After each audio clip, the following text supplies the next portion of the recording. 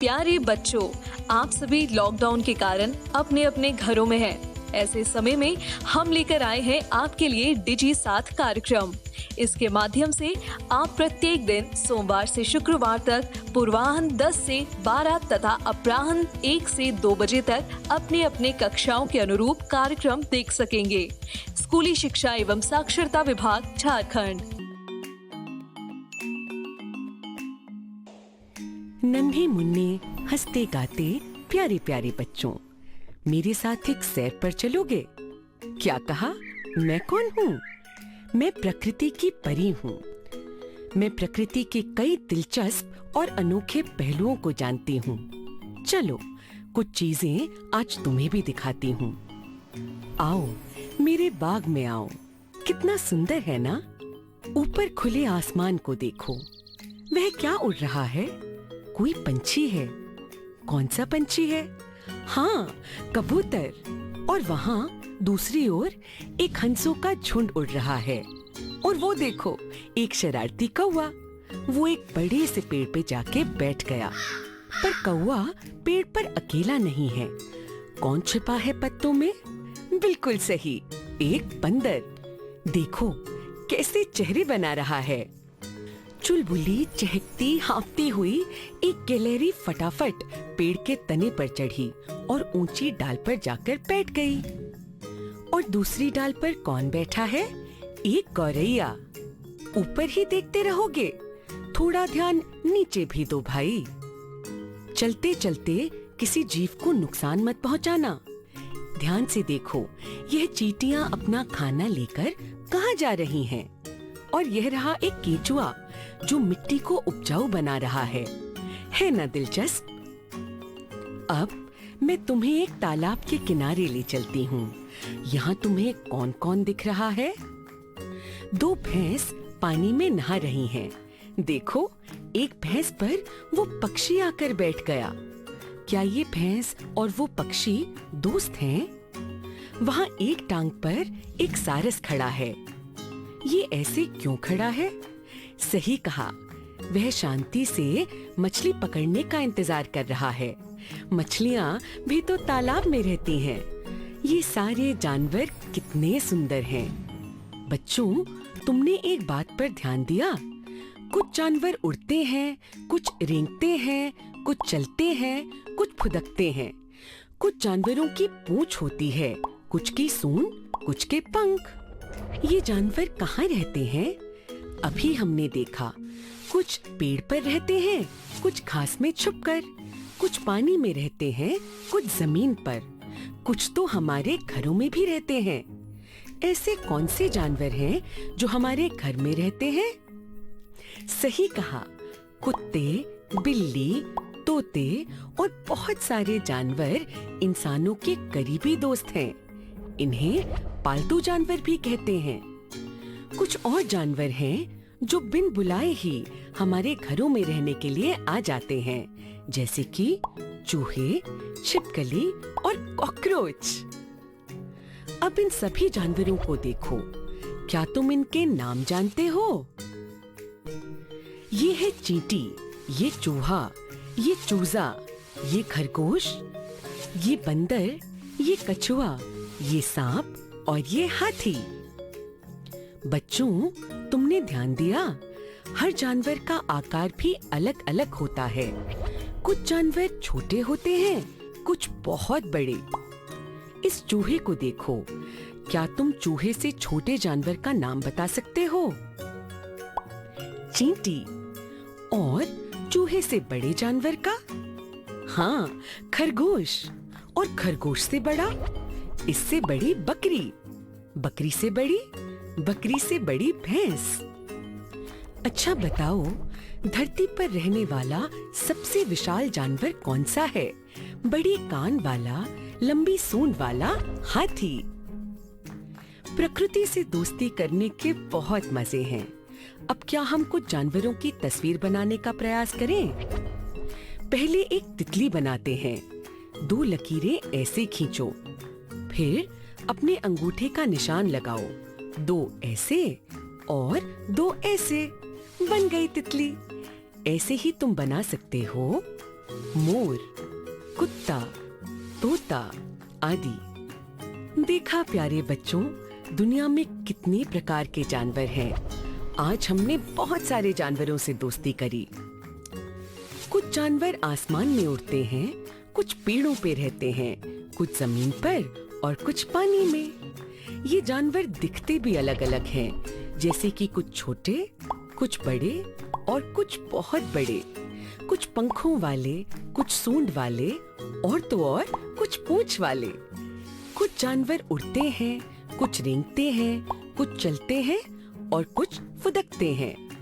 कई जानवर हमारे घरों में भी रहते हैं। कुछ हमारे पालतू होते हैं और कुछ बिन बुलाए ही आ जाते हैं। सब अनोखे, सब अलग, पर फिर भी प्रकृति में घुल मिल के रहते हैं।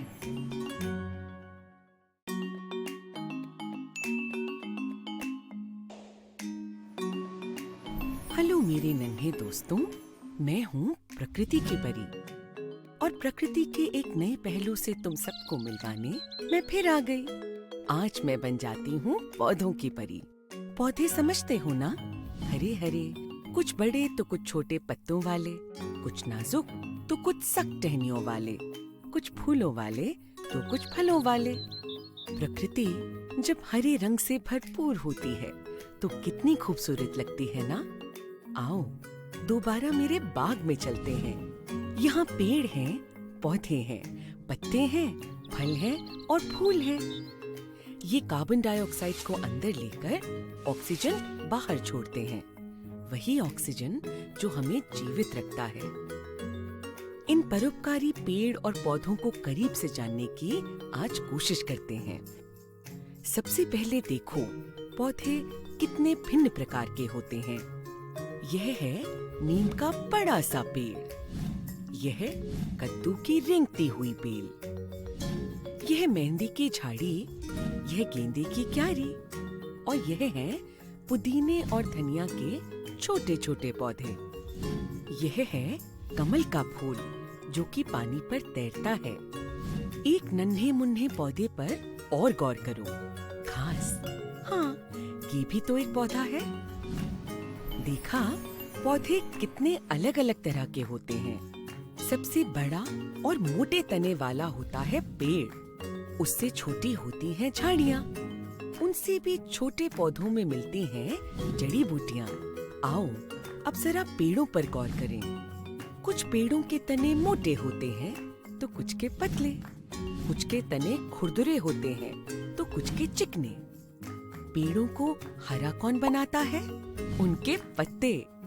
जरा ध्यान देते हैं अब पत्तों पर। कुछ पत्ते छोटे होते हैं जैसे कि धनिया के पत्ते, कुछ पत्ते बड़े होते हैं जैसे कि केले के पत्ते। कोई पत्ता गोल होता है जैसे कमल का पत्ता, कोई सुई जैसा पतला होता है तो कोई चौड़ा। कुछ पत्तों के रंग भी अलग होते हैं जैसे कि पीले, लाल और बैंगनी, और हर पत्ते का हरा रंग भी अनूठा होता है, कोई हल्का तो कोई गाढ़ा। जब पत्ते बूढ़े हो जाते हैं तो हरे से पीले होने लगते हैं और फिर पेड़ों से झड़ जाते हैं। कुछ पत्तों की सतह चिकनी होती है, कुछ की खुरदुरी, कुछ के किनारे सीधे होते हैं, कुछ के टेढ़े मेढ़े। अगर हम इन पत्तों को रचनात्मकता से साथ रखें तो कुछ जानवरों के आकार भी बना सकते हैं। यह देखो, पत्तों से बना हाथी। अच्छा बच्चों, क्या तुमने कभी गौर किया है कि कुछ पत्तों और पौधों से महक भी आती है? किसी बड़े की सहायता से कुछ पत्ते इकट्ठे करो, जैसे आम, नीम, धनिया, पुदीना और तुलसी। अब इन्हें सूंघ के देखो, सबकी महक अलग है। क्या इनमें से कुछ पत्तों का प्रयोग तुम्हारे घर की रसोई में भी होता है? अपने माँ बाबूजी से जरूर पूछना।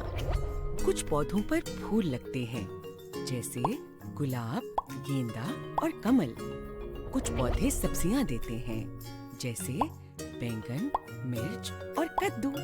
कुछ पौधे फलों से लदे होते हैं जैसे केला, आम और सेब।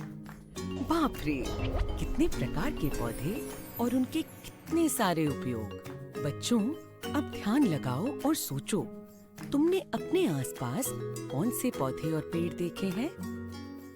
मेरे अद्भुत बाग की सैर के बाद अपने घर के किसी बड़े के साथ सैर पर जाओ और प्रकृति का आनंद लो। पौधों और पेड़ों को नुकसान मत पहुंचाना, पर उनको छूकर और सूंघकर जरूर देखना। पौधे छूने और सूंघने से पहले बड़ों की अनुमति लेना मत भूलना। और फिर याद करना आज का पाठ, जिसमें हमने देखे विभिन्न प्रकार के पौधे, कुछ छोटे, कुछ बड़े, कुछ मोटे तने वाले, कुछ छोटी टहनियों वाले, अलग अलग प्रकार के पत्तों वाले, विभिन्न प्रकार की महक वाले, कुछ फल देने वाले, कुछ फूल देने वाले और कुछ सब्जियां देने वाले भी। अब तुम अपने आसपास के पेड़ पौधों को आराम से पहचान सकते हो।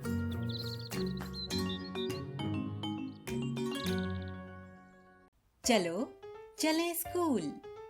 भाग 1। बच्चे कैसे जाते हैं स्कूल। प्रस्तावना। इस वीडियो में हम देखेंगे बच्चों को स्कूल जाने के लिए किन किन साधनों का उपयोग करना पड़ता है और कैसे रास्तों पर चलना पड़ता है। बिट्टू के घर में उसके दादाजी आए हैं। बाबूजी, सफर में कोई तकलीफ तो नहीं हुई? नहीं, कुछ खास नहीं। आजकल के रास्ते पहले से बेहतर हैं। अच्छा, आप बैठिए, मैं आपके लिए नहाने का पानी गर्म कर देती हूँ। अरे बिट्टू, तुम्हारा स्कूल बैग तो तुमसे भी ज्यादा भारी है।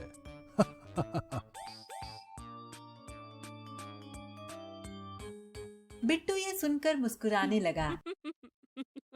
बिट्टू दादाजी के साथ बहुत खुश था। तभी पीछे से आवाज आती है, बिट्टू जल्दी से तैयार हो जाओ, स्कूल की बस आती होगी, रोज की तरह लेट मत हो जाना। ये सुनकर बिट्टू कुछ उदास हो जाता है। कितना अच्छा होगा अगर बहुत तेज बारिश हो जाए, तो आज मुझे स्कूल ही नहीं जाना पड़ेगा। क्या हुआ बिट्टू, तुम स्कूल क्यों नहीं जाना चाहते? देखिए ना दादाजी, मुझे रोज 1 घंटा बस में सफर करके इतना दूर स्कूल जाना पड़ता है। मुझे अच्छा नहीं लगता। बिट्टू को तो स्कूल जाने में तकलीफ होती है। क्या तुम्हें भी कभी स्कूल जाने में तकलीफ होती है? क्या क्या तकलीफ होती है? बिट्टू, ये तो कुछ भी नहीं। मुझे तो स्कूल जाने में इससे भी ज्यादा मुश्किल होती थी। कैसी मुश्किल दादाजी?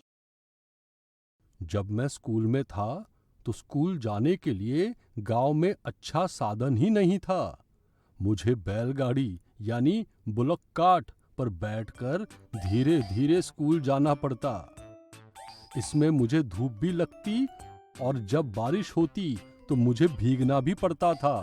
दादाजी, ये बैलगाड़ी क्या होती है?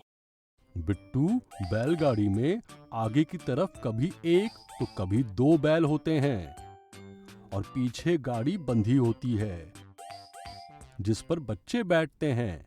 ये बैल गाड़ी को खींचने का काम करते हैं। दादाजी, क्या हम दूसरे जानवरों से भी गाड़ी बना सकते हैं? हाँ बिट्टू, रेगिस्तान में हम इंसान या फिर दूसरे जानवर आसानी से नहीं चल सकते। वहाँ लोग एक जगह से दूसरी जगह जाने के लिए ऊंट गाड़ी यानी कैमल कार्ट का इस्तेमाल करते हैं। बच्चे स्कूल भी वैसे ही जाते हैं। ये ऊंट गाड़ी बिल्कुल बैलगाड़ी की तरह होती है। पर दादाजी, क्या इससे जानवरों को तकलीफ नहीं होती? तुम्हें क्या लगता है, बैल और ऊंट को क्या इससे तकलीफ होती होगी?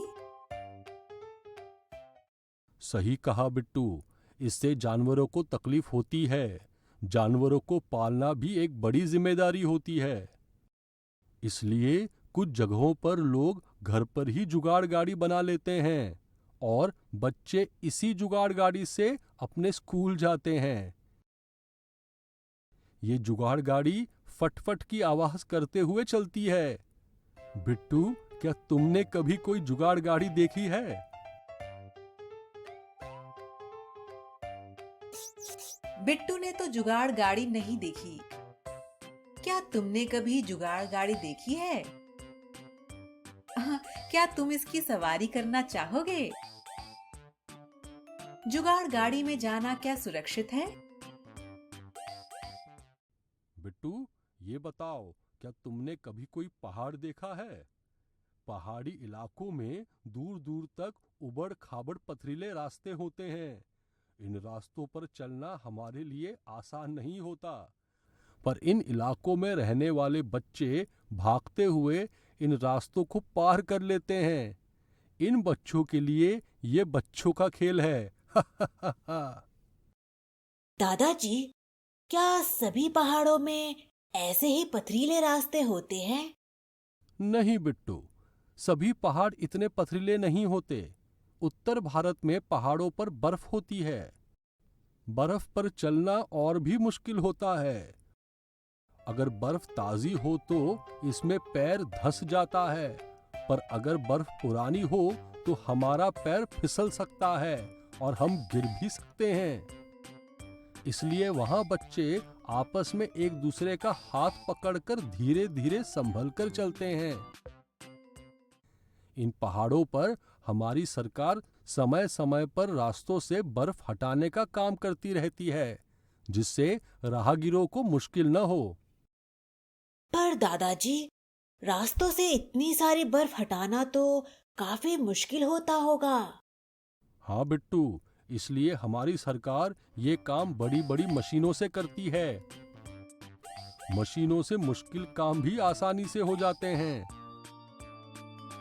मशीनों की मदद से बहुत कम समय में बड़े से बड़ा पुल भी आसानी से बनाया जा सकता है। क्या तुमने कभी पुल देखा है बिट्टू?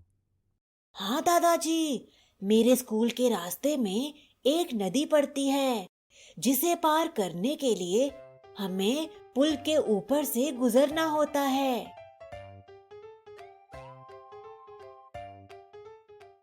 सही कहा बिट्टू, इसी को पुल कहते हैं। लेकिन क्या तुमने कभी बांस से बना पुल देखा है? बांस का पुल? ये कैसा होता है दादाजी? बहुत से राज्यों में नदियां होती हैं या बहुत अधिक बारिश होती है, जैसे कि असम। ऐसी जगहों पर लोग बांस को रस्सी से बांधकर ये पुल बनाते हैं और बच्चे स्कूल जाने के लिए इसी पुल का इस्तेमाल करते हैं। पर दादाजी, अगर हमें किसी ऐसी नदी को पार करना हो जिस पर कोई पुल ही ना हो, तब हम क्या करेंगे? बिट्टू, बहुत सी जगह ऐसी भी हैं जहां पर पानी भरा होता है, पर वहां कोई पुल ही नहीं होता। जैसे कि केरल में कुछ भागों में बच्चे पानी को पार करने के लिए लकड़ी से बनी नाव का इस्तेमाल करते हैं। इस नाव को वल्लम कहा जाता है। अच्छा, तो सारी नदियां हम नाव से पार कर सकते हैं? नहीं बिट्टू, कुछ जगह जैसे लद्दाख में नदी के तट बहुत ऊंचाई पर होते हैं, इसलिए वहां बच्चे नदी पार करने के लिए ट्रॉली का इस्तेमाल करते हैं। दादाजी, ये ट्रॉली क्या होती है? बिट्टू, ट्रॉली बिल्कुल झूले की तरह होती है। इस ट्रॉली को मजबूत लोहे की रस्सी से नदी के किनारों पर बांध दिया जाता है और फिर पुली की मदद से ये ट्रॉली इस रस्सी पर फिसलती है, जिससे बच्चे नदी के एक तरफ से दूसरी तरफ आसानी से पहुंच जाते हैं। बिट्टू ने तो ये ठान लिया कि वो बड़े होकर लद्दाख जाएगा और ट्रॉली की सवारी जरूर करेगा। क्या तुम भी ट्रॉली में सवारी करना चाहोगे? तुम्हें डर तो नहीं लगेगा? बिट्टू ने इनमें से ज्यादातर चीजों को ना तो पहले कभी देखा था और ना ही कभी सुना था, इसलिए ये सब सुनकर बिट्टू आश्चर्यचकित था। दादाजी, इन बच्चों के स्कूल जाने के बारे में जानने के बाद मेरी खुद की स्कूल बस का सफर तो मुझे अब बिल्कुल ही आसान लग रहा है। इतने में बिट्टू को स्कूल की बस का हॉर्न सुनाई देता है।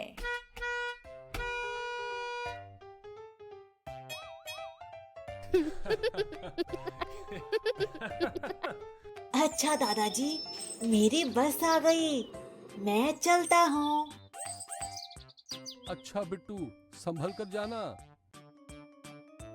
बिट्टू खुशी खुशी अपना बैग और पानी की बोतल उठाता है और स्कूल के लिए निकल पड़ता है।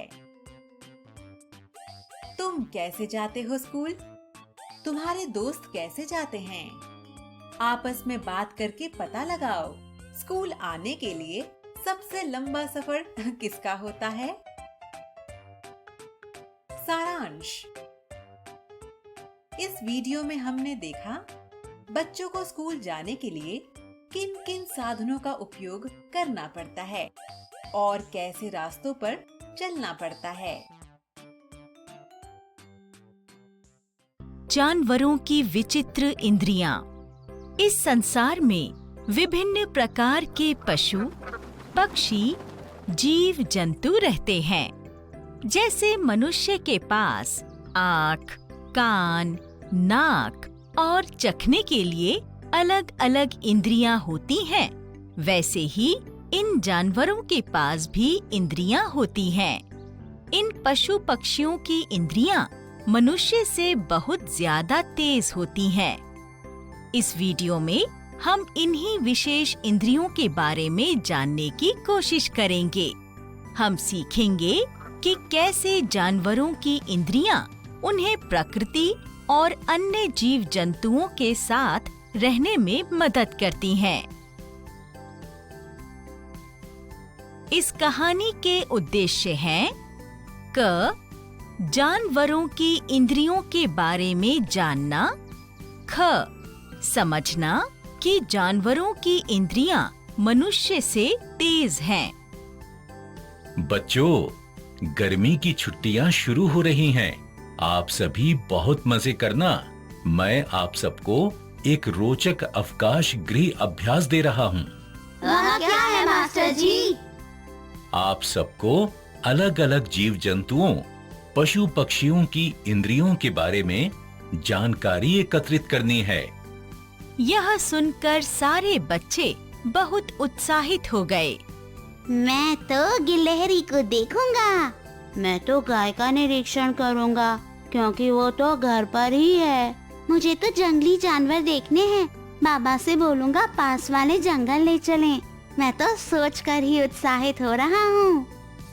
मीनू और भोलू हेडमास्टर जी के द्वारा दिए हुए अवकाश गृह अभ्यास के बारे में उत्साहित होकर उसी के बारे में बातचीत करते हुए घर की तरफ निकल पड़ते हैं। माँ, बहुत भूख लगी है, जल्दी खाना दे दो। चलो बच्चों, आंगन में पेड़ के नीचे चटाई पर बैठ जाओ, मैं खाना लाती हूँ। मीना और भोलू खाना खाना शुरू करते हैं।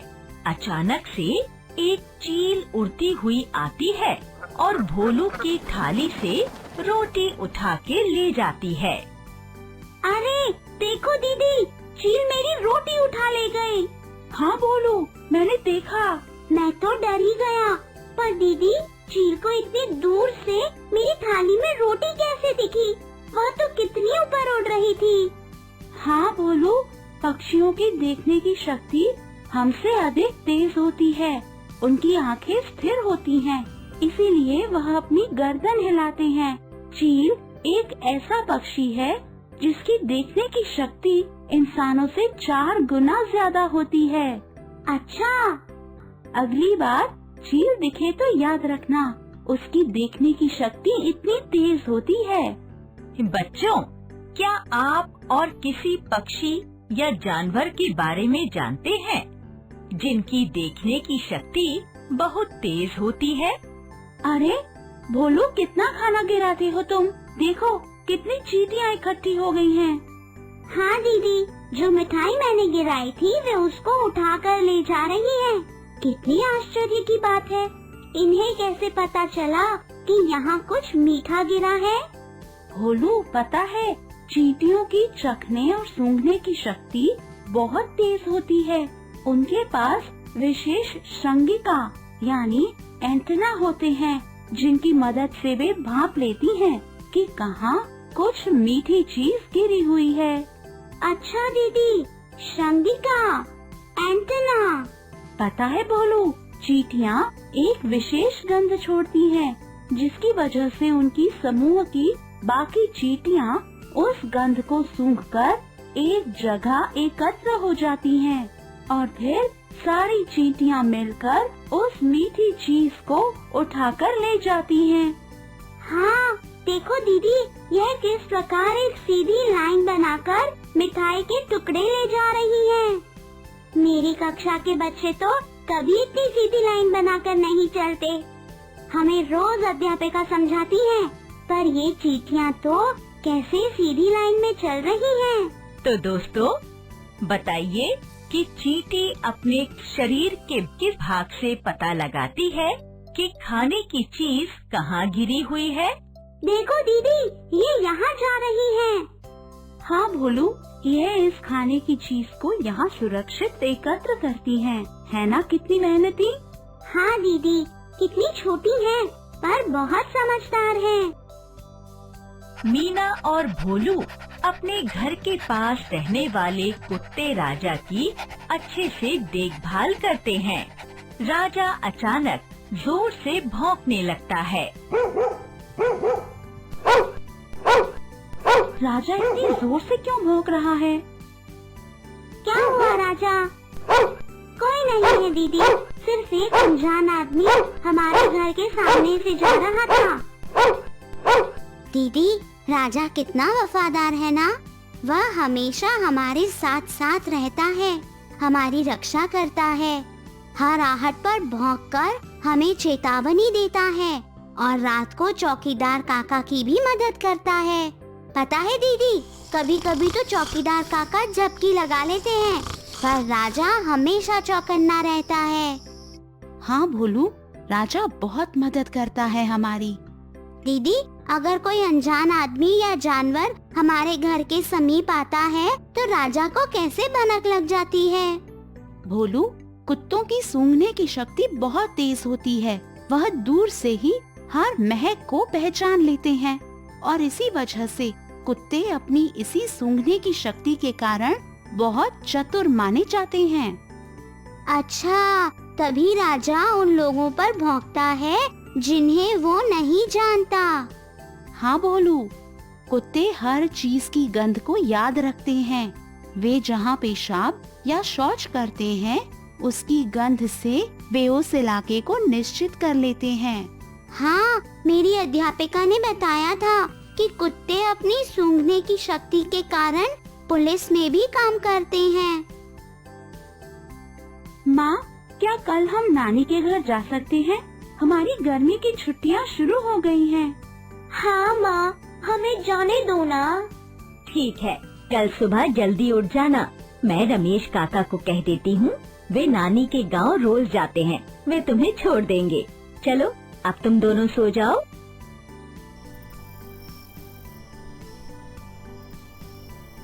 दोस्तों, आशा है इस वीडियो से आपने जानवरों, पक्षियों, जीव जंतुओं की इंद्रियों के बारे में जानकारी हासिल की होगी। अभी हमारा सफर खत्म नहीं हुआ। अभी तो मीना और भोलू के साथ नानी माँ के घर पर हमें जंगली जानवरों की इंद्रियों के बारे में और जानकारी पता करनी है।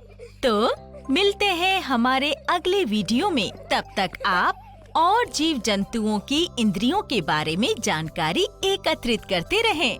धन्यवाद। झारखंड सरकार रोज आपके लिए शिक्षण सामग्री लाएगी। अब पढ़ाई नहीं रुकेगी।